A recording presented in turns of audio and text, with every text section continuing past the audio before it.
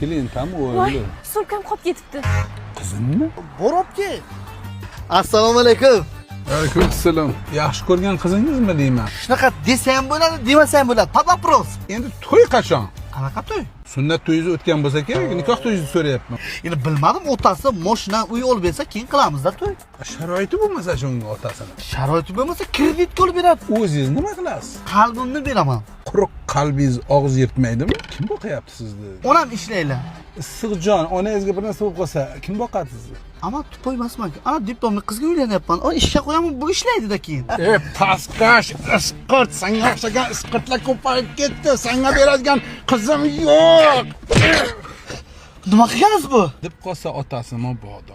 Birinchi qilaman, yozib beraman ustidan. Ana sumkalarni olib keldilar. Kelimiz.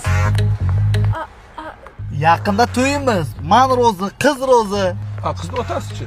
Endi ikkalamiz rozi beradi majbur, ye. Siz kuyov bo'ladigan bo'lsangiz, qizni otasidan sizga nima kerak? Hech narsa qilib berishlar kerak emas. O guldek qizlarim beryaplar-ku. Bu gapga siz nima deysiz, qizim? Dada, hozir tushuntirib beraman. Senga o'xshagan pastkashlarga beradigan qizim yo'q. Pashotit! Qizimni senga bermayman deydi. Pasmi bizada-da? Har doim 7 ta pomidor olasizmi? 8 ta olasiz. Bu akangni xotinini so'ramasdan pomidor yeb qo'yadigan odati bor ekan.